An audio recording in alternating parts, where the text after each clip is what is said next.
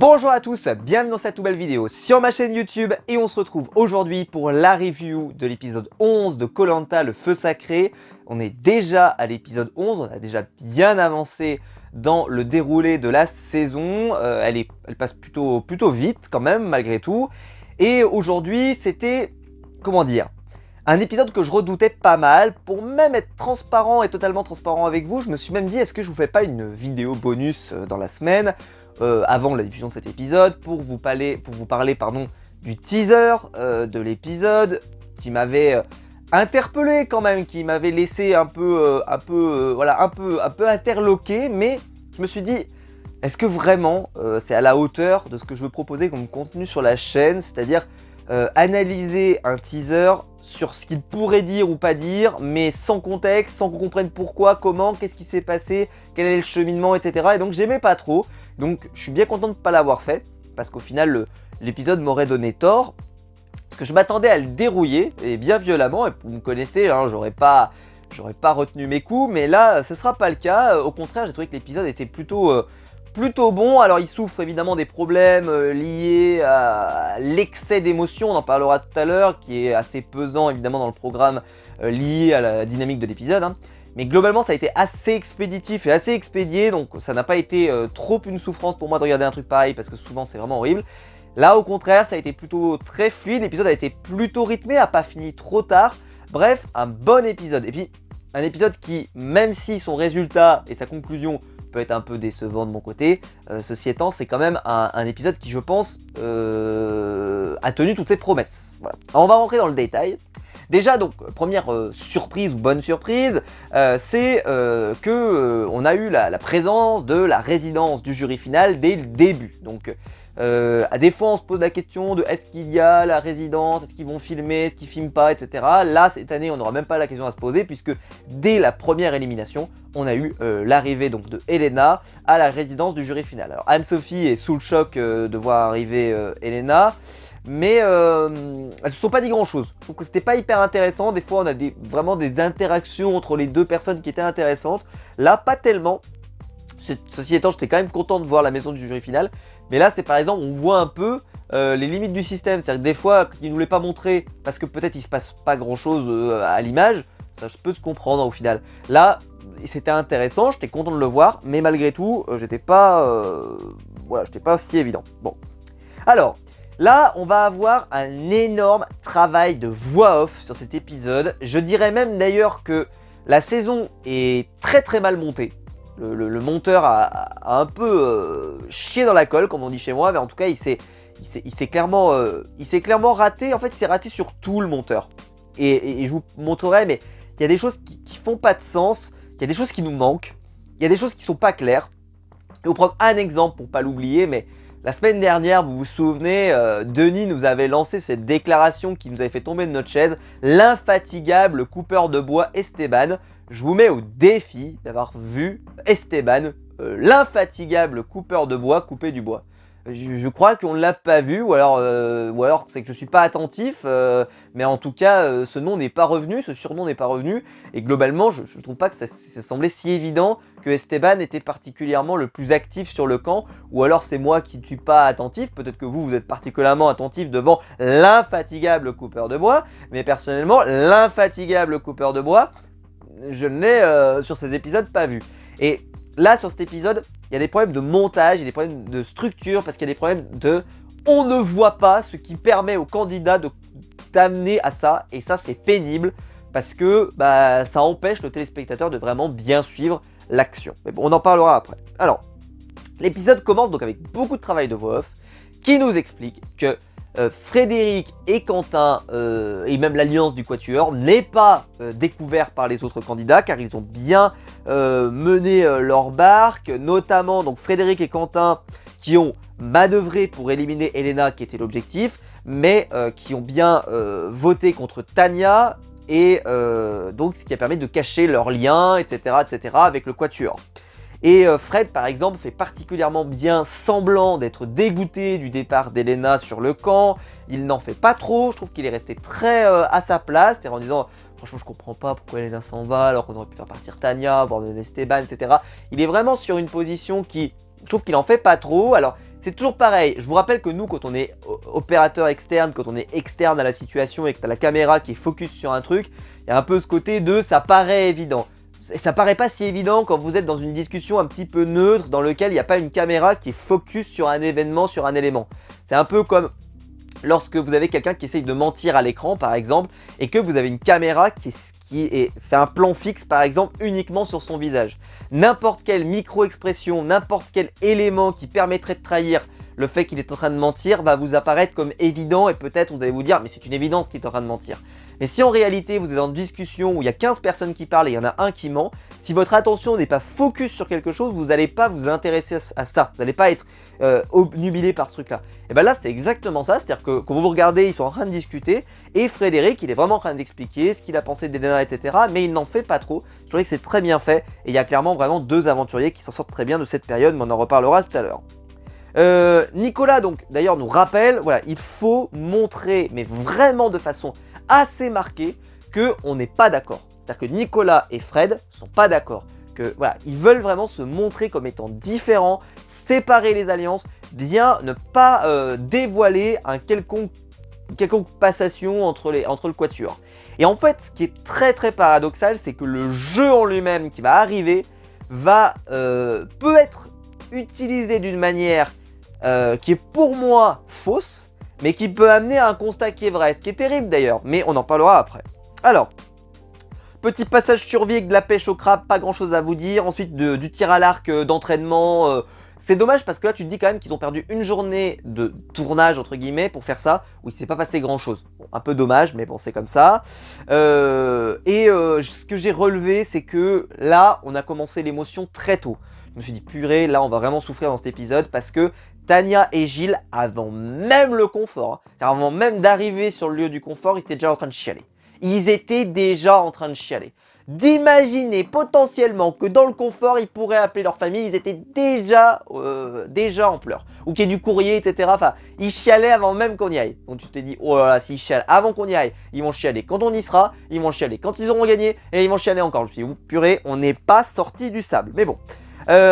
Alors, le confort, il était, mais alors, franchement, c'est incroyable. Je pense que c'est un des plus beaux conforts ever de Koh-Lanta. Enfin, vous aviez un repas, donc avec du porc à l'ananas, du flan au caramel, un hamac pour dormir la nuit et bien dormir. Et vous aviez le coup de téléphone et en plus, un voyage avec votre femme, ce que vous voulez, votre homme ou un membre de votre famille, pour revenir sur l'île après l'aventure et venir profiter de l'expérience du lieu avec votre famille. C'est génial, franchement, mais là c'est entrée, plat, dessert, foie gras, champagne, tout ce que vous voulez. Quel confort incroyable, peut-être le plus beau confort que j'ai vu depuis que je regarde Koh-Lanta.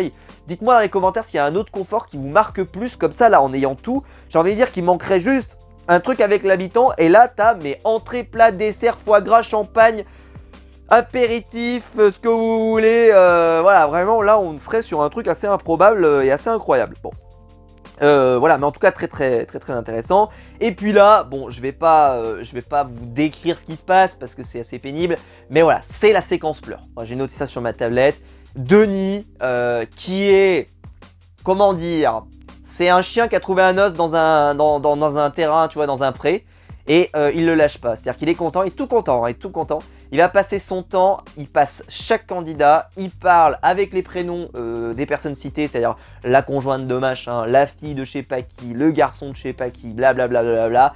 Et il te dit, et alors, il vous manque, vous vous rendez compte quand même que ça fait 30 jours que vous les avez pas vus, vous vous rendez compte quand même que ce sont des gens qui sont très jeunes, qui vous manquent, que vous êtes partis comme des lâches, comme des salopards, etc. Non, je plaisante, il dit pas ça quand même, on va déconner. Mais c'est un peu ça, c'est-à-dire que tant qu'il les a pas fait pleurer, en gros, il lâche pas l'affaire. C'est, tu vas pleurer, c'est comme ça. Tu te rends compte de ce que tu as fait? Vous vous rendez compte de ce que vous avez fait? Sans déconner. Moi, je serais vous, j'aurais honte. Moi, je serais vous, je me remettrais en question. Je me remettrais même en question ma présence sur cette terre, ma présence dans cette humanité, etc., etc. Bon, il va pas jusqu'à là, mais en gros, tant qu'il vous a pas fait chialer, en gros, il a perdu, Denis. Tant que vous a pas fait chialer, il a perdu. Ok, vu qu'il veut gagner, et bah, tant que vous perdez, voilà, il faut perdre. Enfin bref. Voilà, et puis bon, il va y avoir deux parties dans le village, comme dirait Kaamelott. Première partie du jeu, on élimine les gens qui n'ont pas d'enfants. Alors, nous allons rappeler des règles essentielles. N'oubliez pas. je vais rappeler un truc, on va faire un bandeau, vous savez, genre le bandeau BFM TV, tout ce que vous voulez, parce qu'on l'a vu la semaine dernière, on peut réviser ensemble, tous ensemble, on va y arriver, attention. Si vous êtes, bien sûr, là, si vous regardez ma vidéo, n'hésitez pas à la liker, à vous abonner, à la partager, évidemment, à faire découvrir ça aux gens autour de vous. Et ben là, tous ensemble, attention, on va voir à quel point on est devenu une secte, à quel point c'est grave, à quel point je suis en train de créer un mouvement. Je rappelle, attention, on y va, on est des professionnels. Ce jeu, qu'est-ce qu'il est ce jeu? Qu'est-ce qu'il est ce jeu? On écoute.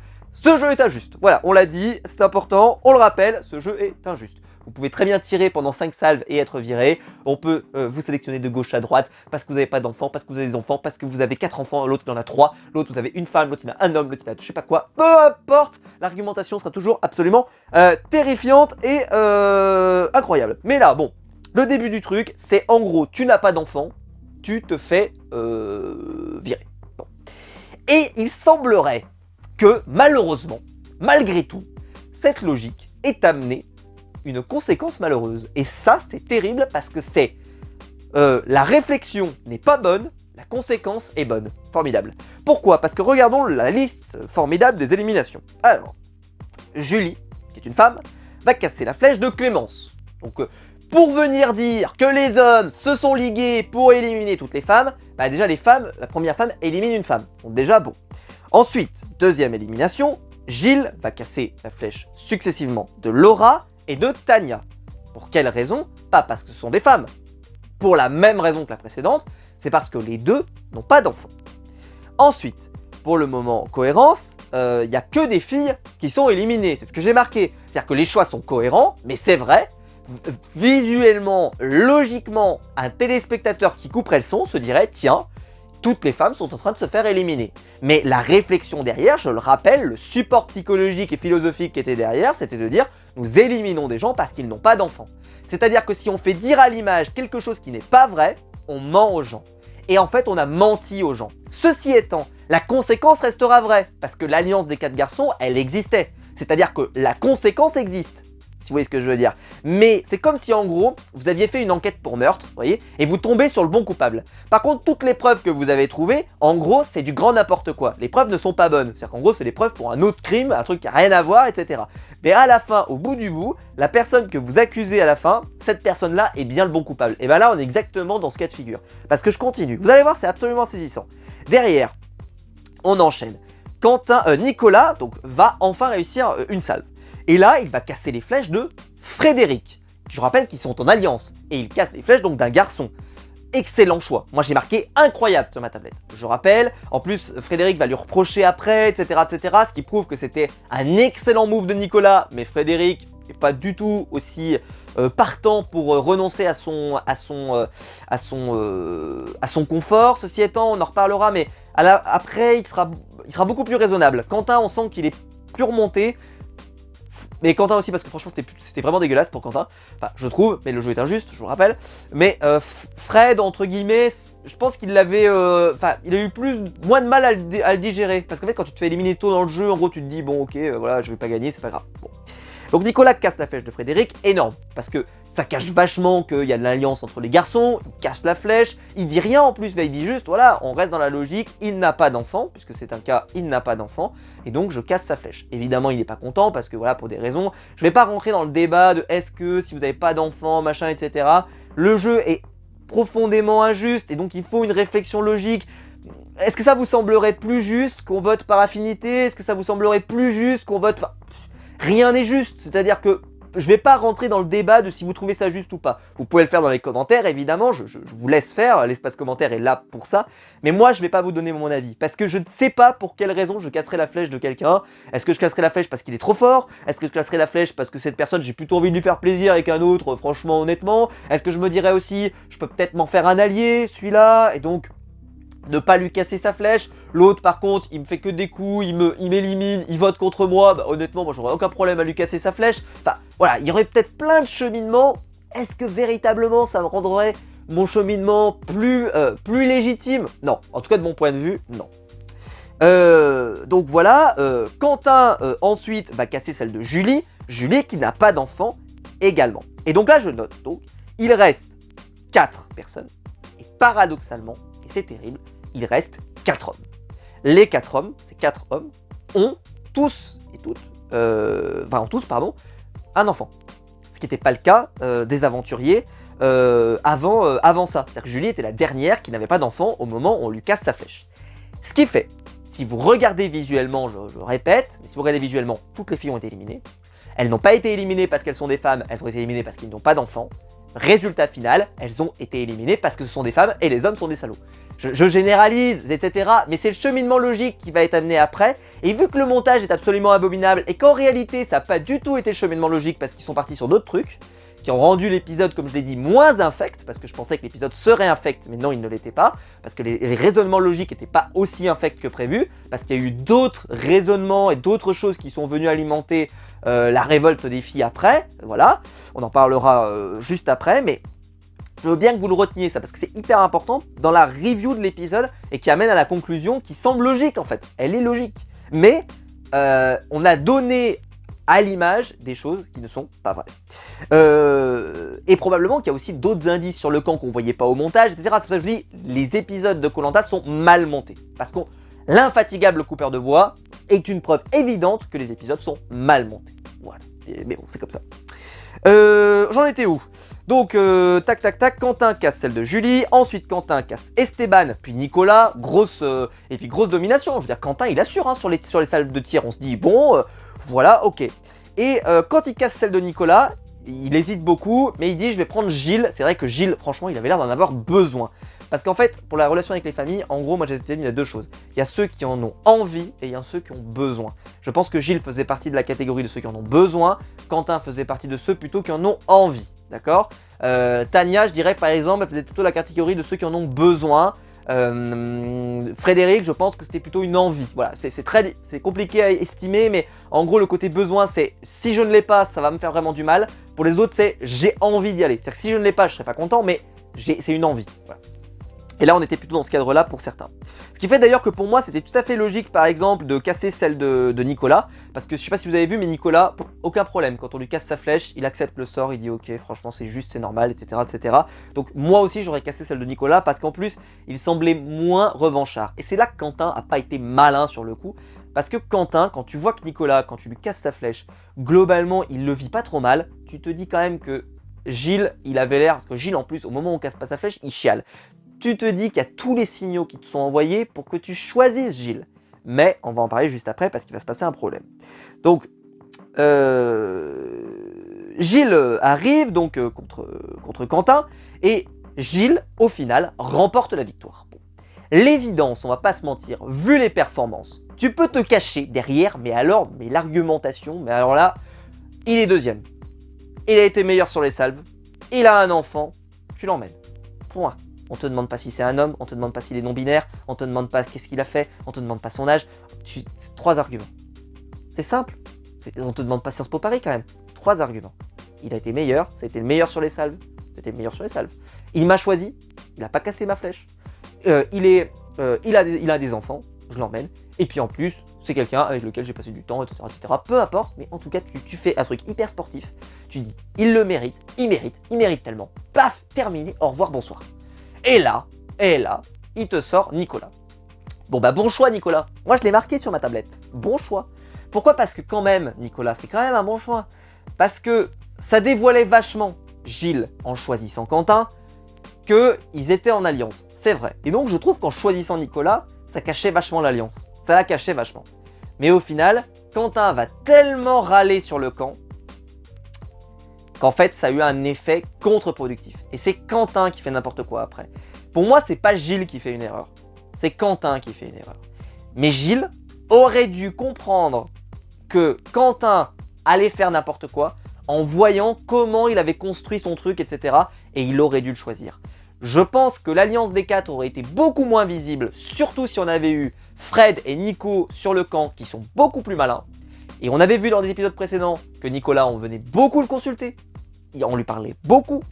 Et je pense que l'avoir sur le camp, ça aurait été bien mieux que de l'avoir sur l'île. Enfin, sur le confort. Donc, mauvais choix.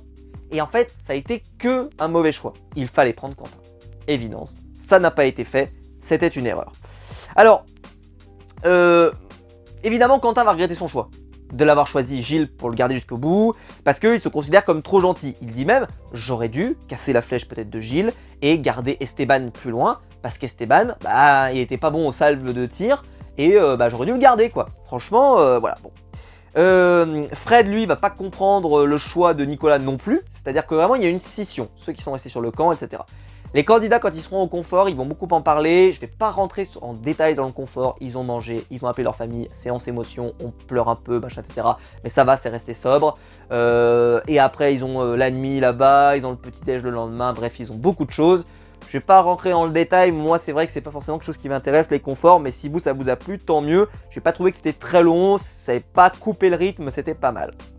Même les pubs, globalement, ont été assez digestes hier soir. Faut le dire, c'est pas si souvent. Là, faut le signaler.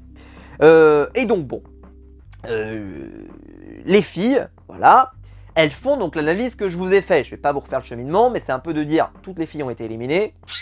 Les garçons sont donc probablement en alliance. Et puis, elles vont se monter le bourrichon. Et là, comme je vous le dis, je pense qu'il y a en plus d'autres choses. Mais dans le montage, vu qu'ils nous ont rien montré, eh bien, évidemment, quand on te montre rien, tu peux pas comprendre. Parce que c'est vrai que là, honnêtement, je vais pas mentir. Je suis pas complotiste sur les bords, mais là, honnêtement, c'est propice à la théorie du complot. Parce que tu as vraiment l'impression que la production est venue voir les filles, elle leur a dit « Et vous avez vu, il n'y a que des meufs qui se sont fait éliminer. » D'ailleurs, quand Julie se fait éliminer en 4ème, enfin ou 5ème, je sais plus, peu importe, quand elle se fait éliminer, Denis annonce « Ah, toutes les personnes qui n'avaient pas d'enfants ont été éliminées, et... » Là, il te fait un « et » comme ça, formidable. Et en plus... toutes les femmes. C'est vraiment, mais prononcé, quoi. C'est genre, clin d'œil. Toutes les femmes. F-E-2-M-E-S. Femmes. Femmes de sexe féminin. Hein, féminin. Vous voyez où je veux en venir ou pas? Hein? Voilà. C'est assez clair. Femmes. Les femmes ont été éliminées du jeu. En premier. Au début, voilà, ça ressemblait un peu à ça. Bon, donc c'est vrai que ça fait un peu, on a l'impression que la production leur a dit, vous n'avez pas fait gaffe quand même les filles là, etc. Bon, là je tombe un peu dans le complotisme, donc nous allons rester sobres, on va dire à peu près. On peut pas, voilà, on va pas supposer. On peut se dire aussi, voilà, c'est juste la production et le montage, pardon, qui est raté et à chier. On va leur donner le bénéfice du doute que le montage est pourri. Voilà, on va être honnête, soyons honnêtes, soyons pas de mauvaise foi. Donc bon, les filles se révoltent, et les filles se révoltent, et il y a des éléments intéressants. Donc là, je l'avais vu dans le teaser, c'était l'alliance de filles pour virer les garçons. Bon. Déjà, c'est plus complexe que ça, parce que cette révolte est alimentée. Elle est alimentée par le fait qu'elles se rendent compte, et c'est un argument, malgré tout. C'est-à-dire que c'est un argument, que Gilles a fait la promesse à plusieurs filles de les emmener sur les poteaux, et de les avoir sur les poteaux. Et elle se rend compte que, bah, je suis désolé, mais si t'as donné ta promesse à Julie, à Clémence et à je sais plus qui, Laura, il y a un moment, elle dit mais on pourra pas tous être sur les poteaux, quoi. Je veux dire, à part si on refait une variante où il y a 4 poteaux ou je ne sais quelle autre bizarrerie, il y a un truc qui cloche, quoi. Je veux dire, il peut pas nous avoir promis toutes les 4 la même chose. Et là, on se rend compte que Gilles, il est tellement gentil qu'en fait, il dit oui à tout le monde. Mais on l'avait vu la semaine dernière aussi, quand il s'était fait prendre en sandwich par Elena et c'était qui à côté, c'était Clémence. On l'avait vu, hein, il était un peu oh j'ose pas trop dire machin, etc. Et en fait, à force de vouloir être bien avec tout le monde, au final, c'était du grand n'importe quoi. Et ça a été du grand n'importe quoi. Donc, c'est une alliance de... Donc, ils se rendent compte, voilà, que il a fait des promesses à tout le monde de les emmener avec Nicolas au bout, d'être dans le top 3. Il ment à tout le monde, et donc là, ça leur fait monter le bourrichon contre Gilles. Et là, donc, toutes les femmes s'unissent pour éliminer Gilles. C'est une alliance anti-garçon, elle est validée comme ça. Ceci étant, c'est une alliance anti-garçon, mais qui est, comment dire, qui est basée sur un raisonnement qui n'est pas juste cet homme a un pénis. Parce que ça, moi, ça m'exaspère, vous le savez, je trouve que c'est ridicule. Mais là, non, là, il y a un vrai cheminement logique, cohérent. On ne peut pas le... Tu vois, là, je ne vais pas monter... Honnêtement, je vous le dis, s'il fallait massacrer, je massacre. Mais là, non, là, il faut être objectivement, la logique, c'est cohérent. Il y a une cohérence. Ça reste des arguments voilà, qui ne sont pas non plus incroyables. Mais dans une élimination pour un conseil, je vous l'ai déjà dit, il faut trouver des arguments, il faut trouver des raisons. Et parfois, c'est pas les raisons les plus incroyables. Là, il y a matière. Là, franchement, il y a vraiment matière. Parce que tu te dis, Gilles, je peux pas lui faire confiance. Franchement, Gilles, on peut pas lui... En plus, Gilles a un élément fort. ça peut valoir le coup de le virer. Enfin, il y a plein de raisons. Tu te dis que vraiment le cheminement, et ça peut casser ce fameux quatuor qui est ressorti, je vous rappelle, pour des arguments fallacieux, mais on ne peut pas leur en vouloir parce que le résultat était dans cette dynamique-là. Donc, elle ne le précise pas comme une alliance de filles parce que Esteban est dedans, donc elle l'appelle l'alliance des cheveux longs. Bon, pourquoi pas. Bon, voilà, malgré tout, c'est un peu de l'hypocrisie, mais on va dire que oui. Et puis, bah là, donc phrase de Denis en voix off, qui est vraiment, je vous l'ai dit, il y a un énorme travail de la voix off pour rattraper un montage catastrophique. On dit que le jeu est encore à couleur sur le camp, cependant, il est devenu genré. D'ailleurs, incroyable que ces mots-là, quand même, je ne pensais pas les voir arriver dans Koh Lanta un jour dans ma vie, dans le siècle qui arrive, et bah, comme quoi il y a des mots qui rentrent de plus en plus dans nos critères. Aujourd'hui, je pense qu'on aurait dit plutôt, pendant il y a quelques années, on n'aurait pas dit alors qu'il est genré, on aurait dit alors qu'il est... alors qu'il s'est féminisé sur le camp, alors que les femmes se sont embrasées et que le souffle de la révolte souffle sur le camp, tu vois, on aurait eu des phrases un peu comme ça de la part de Denis. Mais bon, le résultat reste le même. Hein. Nicolas et Gilles, bon, quand ils sont sur l'île, ils s'interrogent un petit peu sur l'alliance, qu'est-ce que ça va donner, etc. etc. Et puis donc, épreuve d'équilibre qui va avoir lieu, c'est l'épreuve, vous savez, la fameuse épreuve d'équilibre à étapes de notre ami Théoura, moi c'est comme ça que je l'appelle, hein. Donc il y a le totem à remporter et les deux derniers auront un vote contre eux. Ça ne sera pas utilisé de façon assez intéressante, mais bon, pourquoi pas. Donc Laura et Esteban tombent en premier. Je me suis dit, tiens, Esteban, là il a un vote contre lui, ça peut encore plus le mettre dans une position où il se dit, oula, je suis vraiment en danger. Donc si les filles viennent le voir, il peut être avec une oreille attentive, parce que je pense que son nom risquait beaucoup plus de partir lors de ce conseil-là, donc je peux comprendre que je trouve que ça a rajouté encore plus à l'efficacité de la stratégie des filles. Ensuite, Tania et Gilles qui sont éliminés. Grosse surprise pour ma part de voir Gilles partir aussi vite, puisqu'on l'avait vu, vous vous souvenez, mettre les objets, là, vous savez, les taquets en équilibre. Et en fait, il y a toute une partie en équilibre au début où tu marches sur la planche et il avait été excellent, vous vous souvenez, hein, il avait été super efficace. Donc assez déçu et surpris, mais bon. Ensuite, Clémence a été éliminé. Ensuite, Fred a été éliminé. Mano à mano, Quentin contre Nicolas. Un des duels avec le plus de suspense et étant le plus serré, avec le plus de chutes, etc. etc. C'est sûr qu'on n'est plus devant Claude. Claude, ça ferait 3 jours qu'il serait arrivé.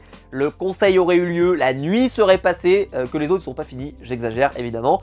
Mais voilà, c'est pour vous dire qu'en gros, c'était pas le grand Claude, entre guillemets. Il y a eu beaucoup de chutes, beaucoup de... Mais je dis ça, attention, je me moque pas, parce que moi, honnêtement, il me faut 1000 ans pour le faire. Hein. 1000 ans. Enfin bref. Et donc, voilà... Et donc le résultat, ça va être Nicolas qui finit par remporter la victoire. J'étais très content pour lui parce que c'est un aventurier que j'aime énormément. Je trouve qu'il s'était éteint, comme je l'avais dit, et il s'est vachement réveillé ces derniers temps. Donc je suis très content de revoir Nicolas au premier plan. Et donc là, on va voir juste la préparation du conseil. Alors retour sur le camp pour préparer le conseil. Nicolas, évidemment, donc Nicolas et Gilles vont aller voir les principaux intéressés de leur alliance d'origine. Et là, on va pas se mentir, la discrétion n'était pas énorme. C'est-à-dire que les garçons se sont retrouvés entre eux pour débriefer. J'ai bien aimé moi la réaction de Fred, je l'ai trouvé très très bien. Quand Nicolas va le voir et lui dit écoute, j'ai cassé ta flèche parce que pour moi c'était logique stratégiquement, etc. Et c'est là qu'on voit que Fred et Nicolas, ils sont quand même au-dessus dans le quatuor. On va pas se mentir, objectivement ils sont au-dessus. Quentin, il est quand même en dessous. Et Gilles, il est un peu, on sait pas trop. Mais les deux qui sont, voilà, à peu près dans les clous dans le quatuor et qui pour moi sont les meneurs du quatuor, c'est vraiment Gilles et... Gilles, n'importe quoi, c'est vraiment Quentin, pas Quentin, excusez-moi, c'est plutôt Nicolas et Fred. Voilà, Nicolas et Fred, c'est vraiment les deux qui sont en avance dans ce domaine. Et parce qu'on sent qu'ils ont conscience qu'ils sont dans le jeu. Voilà. Alors que les autres, ils ont beaucoup de... Voilà, l'autre il est bloqué sur Tania, le machin. Eux, ils ont conscience quand même que il faut pouvoir être plutôt malin, et parce qu'ils sont malins en fait. Et on l'avait vu, hein, c'était les deux qui s'étaient plus exprimés lorsqu'il fallait coacher pour aller aux ambassadeurs, etc. Vous vous souvenez? Voilà, je veux dire, c'est des très bons joueurs, c'est des très très bons clients. Moi j'espère qu'ils vont aller loin. Là c'est vrai que cette contre-stratégie qui est en train de se mettre en place peut éliminer les 3 garçons restants. Quentin, il va pas me manquer. Par contre, si on élimine les 2 autres, je vais le regretter. Après, j'ai vu qu'il y avait beaucoup de gens qui voulaient faire sauter le quatuor. Donc, ils vont être très contents que le quatuor s'en aille. Moi, je vais le regretter parce que je trouve que ça va affecter la saison. Parce que je suis désolé, mais une finale avec Laura et Julie, qu'on a vu assez peu, je ne serai pas non plus le plus grand des clients, même Esteban. Vous imaginez sur les 5 finalistes, si jamais j'en ai déjà 3, ça veut dire plus des 2 tiers qui ne sont pas, enfin près des 2 tiers qui sont pas, voilà, qui sont pas très intéressants. Évidemment, ça va être un petit peu fade, mais bon, c'est comme ça, je vais pas, voilà, il restera d'autres personnes. Moi, par exemple, je sais que j'aime bien Tania, Clémence, moi, je suis hyper fan, je trouve que c'est vraiment une révélation de ces derniers épisodes, donc j'arriverai quand même à retomber sur mes pattes, malgré tout. Je suis pas dans une saison, j'ai assez de chance cette saison, c'est que j'ai quand même réussi à trouver des personnalités qui m'intéressent. J'ai l'impression que je vais éviter des saisons où j'arrivais un peu à la fin, comme les armes secrètes, où j'arrivais et je disais « Mais qu'est-ce que vous voulez que je fasse? Moi, il me reste 4 ou 5 aventuriers, les 5 ou les 4, il n'y en a aucun que je veux voir gagner, il n'y en a aucun sur lequel je veux poser mon regard plus de 30 secondes parce qu'il m'ennuie. » Là, c'est pas le cas. Fred m'intéresse, Nicolas m'intéresse, Tania m'intéresse, Clémence m'intéresse, voilà, c'est des aventuriers qui m'intéressent. Bon, évidemment, dans le pire des scénarios, je perds les 4 que je viens de citer dans les 4 prochaines semaines, et là, c'est la catastrophe. On va dire quand même, il ne faudra vraiment pas de bol. Donc, en tout cas, c'est intéressant. On verra pour les binômes la semaine prochaine si on n'a pas, évidemment, un coup de Trafalgar dans le plus grand des calmes. Donc là Nicolas va voir Fred, donc j'ai beaucoup aimé la réaction de Fred. Et par contre pour Quentin et Gilles, bon, ils remettent les choses à plat. Quentin est toujours un peu déçu, mais bon, ok, il faut bien qu'on, de toute façon, il faut qu'on reparte. Parce qu'il faut préparer le conseil de ce soir. Alors, les garçons ont fait ce qu'on appelle preuve de suffisance, la fameuse suffisance, la suffisance, l'erreur fatale, on la connaît, tout le monde la connaît. C'est quand tu arrives quelque part, que tu te dis il ne peut rien m'arriver, et ben c'est là qu'il t'arrive un truc. Et ben là c'est un peu ça. En fait ils arrivent, ils vont voir les filles, ils leur disent ce soir on est bien d'accord, on met un peu sur Esteban, un peu sur Tania, comme ça si jamais il y a un collier, si jamais il y a une connerie, c'est bien Tania ou Esteban qui s'en vont. Ouais on fait comme ça, etc. Et puis ils prennent ça pour un acte notarié et ils partent. Et c'est ça qui s'est produit. C'est qu'en fait, vu que pour eux, leur alliance, ils avaient bien bossé jusque-là, elle était assez discrète. Alors que pour moi, là, le fait d'avoir discuté comme des clampins là pendant longtemps, je trouve que c'était hyper visuellement... alors qu'avant, je trouve qu'ils avaient bien joué, là, c'était quand même terrible. Même si je vous dis, je pense que le montage avant, il y avait des choses qu'on voyait pas. Parenthèse refermée. Et là, énorme travail de manipulation. Franchement, mais j'ai rien à dire, c'était parfait. Les filles manipulent les garçons qui disent que voilà, il faut voter Tania et Esteban, mais en fait, c'est Gilles la cible. Hyper bon travail de Laura notamment, de Clémence, hyper bon travail de Clémence. Clémence, elle est à l'initiative, elle prépare tout, elle peaufine, clac, clac, clac, tout est carré, tout est prêt, pam, pam, elle pose son truc, c'est magnifique. Tania, hyper aussi, dès qu'on lui propose le projet, on voit, elle est hyper investie dans le truc, elle marche bien dedans. Julie, pareil, voilà, très très bien. Esteban, un peu, je m'en foutiste, mais écoutez, il doit être certainement l'infatigable coupeur de bois, donc il peut pas tout faire. Putain, hein, sans déconner. On en a vu des surnoms étranges, mais alors celui-là, il restera quand même dans l'histoire de l'humanité, quand même absolument formidable. Je pense qu'à mon avis, à la fin, quand je vais faire mes récompenses de fin d'année dans le live, je pense qu'il faut qu'on fasse un truc en rapport avec l'infatigable coupeur de bois. Je sais pas ce qu'on va faire avec ça, mais il faut qu'on trouve une solution pour récompenser cette idée. Donc voilà, les filles manipulent les garçons, et je parle vraiment de manipulation. C'est pas méchant hein, ce terme-là pour moi dans mon propos. C'est vraiment, elles ont joué le jeu quoi. Elles jouent avec les garçons, elles les pam pam pam pam pam. Les mecs sont à la rue complet. Gilles, lui, et pour lui, il est aucun problème. Nicolas, aucun problème. Et là, donc je vais pas vous dire ce qui s'est passé dans la discussion du conseil parce que malheureusement il se passe pas grand chose. Et là, pour ceux qui adorent les conseils Survivor, c'était un pur conseil Survivor parce que énorme blindside avec les candidats qui sont oh my god, tu vois, avec cette réflexion et on voit en plus énorme plan de cam où sur chaque tête des garçons, où tu vois Fred qui fait, pardon, Nicolas qui fait, Quentin qui fait, excusez-moi, voilà, et tu vois vraiment leur expression faciale, et tu vois Gilles qui a un peu presque les larmes à l'œil, mais qui qui fait, et tu vois, il prend des scuds comme ça, oh, qu'est-ce qui se passe, oh putain, et là, clac, il enchaîne, et on comprend, donc le résultat pour information c'est 6 votes contre Gilles, 3 votes contre Esteban dont le vote qu'il avait récupéré, 1 vote contre Julie, je sais même plus qui c'est qui a voté contre Julie, et 2 votes contre Tania, c'était pour séparer un petit peu les votes. Et donc là, conseil de la fin, Gilles demande qui a voté pour qui. Et là, les filles sont malines. Elles ne sortent pas. On est en stratégie de filles, on veut éliminer les garçons. C'est pas ce qu'elles disent, même si on voit que dans le teaser de la semaine prochaine, les garçons sont pas dupes et ils se disent on est mal barré.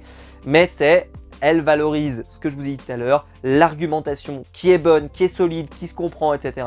C'est Gilles, tu nous avais dit à toutes les trois là qu'on allait au poteau, écoute, il n'y a que 3 places, il y a un problème, on n'est pas d'accord, en plus tu dis Gilles, Nicolas et l'une de nous, machin, c'est pas terrible, surtout que franchement pour l'image de Gilles c'était terrible, parce que ça veut dire Quentin qui réalise, qui fait, ça veut dire que je suis pas sur les poteaux d'après les simulations de Gilles, putain, et là tu fais, et t'as Fred qui pourrait percuter et dire, ça veut dire que Gilles il s'imaginait pas avec les poteaux avec moi non plus, et là tu commences à faire fonctionner une turbine, tu fais, non mais en vrai dégage quoi, tu sais quand tu commences à te dire, tu dis mais va-t'en, bon, franchement on n'avait pas besoin de toi dans l'alliance, nous au moins on est solidaires entre nous, mais lui s'il voulait nous abandonner au premier rivage, franchement autant qu'il s'en aille, j'ai envie de dire.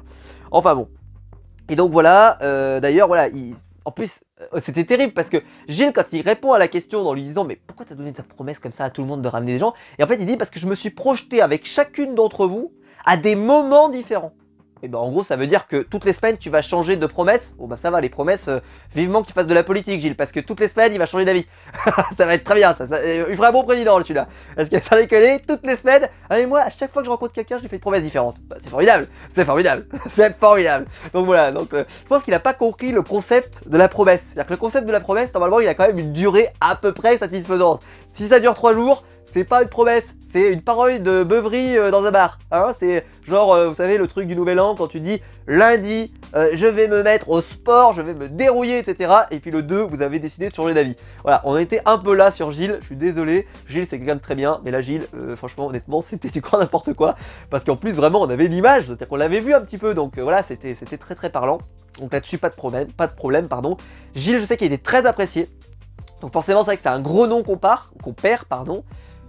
C'est comme ça, j'espère qu'on va pas quand même perdre tous les gros noms parce que là quand on regarde, c'était des candidats à forte personnalité qu'on a perdu ces 4 dernières semaines entre Rudy, Grace, Gilles, bah, moi j'étais pas fan de Gilles, donc moi je le regrette pas, mais je sais qu'il y a des gens aimaient beaucoup, Elena aussi qu'on avait quand même beaucoup vu, qui était quand même très entreprenante, etc. J'espère que voilà, on va pas se retrouver, qu'on va pas le payer cher, voilà, c'est le seul bémol que je mets sur cet épisode que j'ai beaucoup aimé, alors que franchement je me disais ah, attention ça va pas aller dans le bon sens, et honnêtement ça a été très très bien fait, l'alliance elle est bonne, elle est faite pour les bonnes raisons, même si c'est du grand n'importe quoi, parce que en fait en réalité il n'y avait pas les raisons de faire ce qu'elles ont fait, mais en réalité quand tu regardes les choses factuellement tu te dis elles ont raison, donc faut le reconnaître.